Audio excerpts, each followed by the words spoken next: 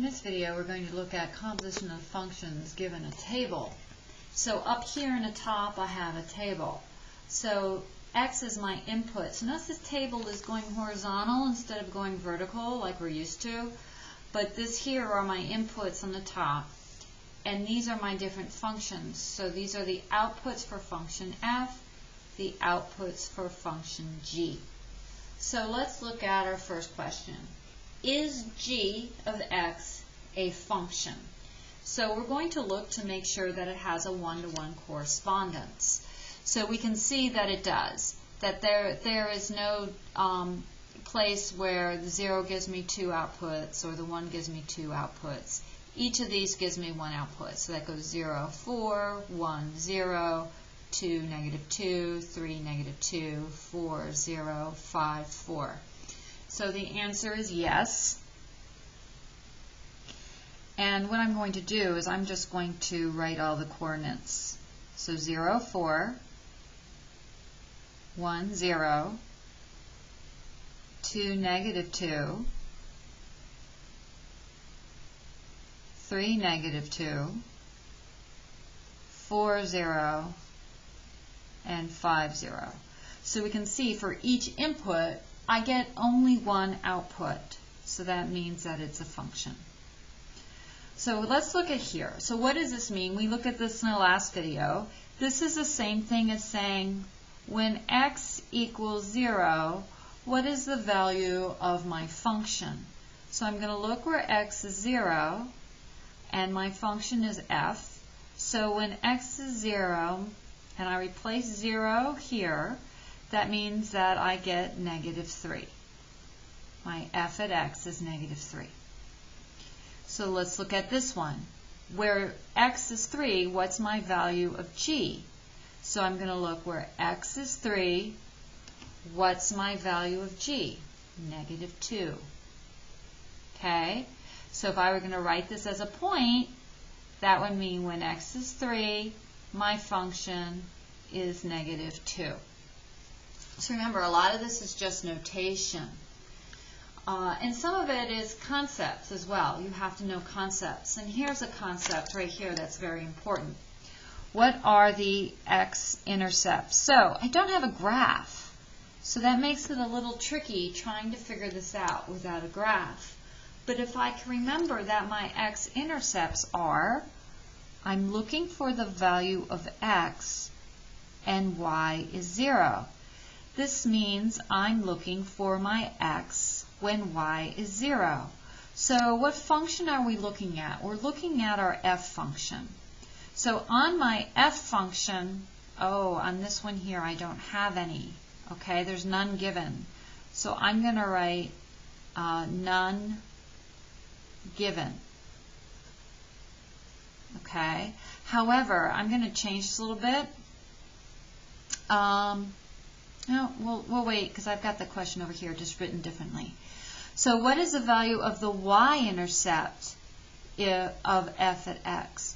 So the y-intercept, so let's think. That's another very important vocabulary term. So what does that mean? That means I'm looking for y and x is 0. Notice I wrote that backwards. So this is telling you what you're looking for, and your x has to be 0. So this means I'm looking for x is 0. So x is 0 here. My function f at x ends up being negative 3. So that means that the y-intercept is 0, negative 3. Okay. So let's look at this one. What values of x make g of x equal to 0? So remember, g of x is the same thing as y.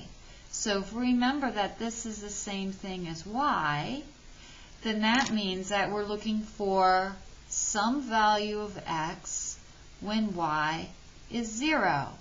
So if we recall, this is the same thing as this. This is my x-intercept. Again, these are all concepts. So when my g function is 0, what value of x makes that happen? Well, my g function is 0 here, and that's where x is 1. So x has to be 1. But notice I have another g value here of 0, and that's when x is 4. So x equals 4. Okay. So now we're going to get into looking at some actual values, some number values. So first, these here were all concepts. Now we're going to apply the concept. So we did something similar to this with equations, where we were given a number instead of an x. So remember, when we did this with a number, we did order of operations. So we're going to do the inside first. So the inside first means I want to look for f at 2.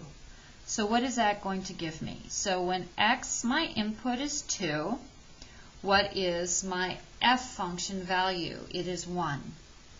Okay, so notice that this f at 2 is 1. So I can replace this with that value of 1. And so now I'm looking at my function g at 1. So when my input is 1, my input is x, which is 1. That gives me my g at 1 is 0. Okay? Let's do another one. Remember, we're going to do the inside first when we're given a number. So that means I'm going to look at g of 0. So what does that equal? So when my input is 0, my output for my function g is 4. That means that this g of 0 can be replaced with 4 because it's the same thing. So now I'm going to look at my function f when my input is 4. So my input is 4 and my output is 5. So f at g at 0 is 5. Let's do one more. Again, inside. So g at 1. So I'm going to look at the value of g at 1. What do I get? So when my input is 1, my output for my g function is 0. So that means the inside gets replaced with a 0. Just so happens that this function is happening 2 times. So now I'm going to look at g at 0. So when x is 0, what is my function of g? My function of g is 4. So g at 1 becomes 4. You just have to be very systematic with those kinds of problems.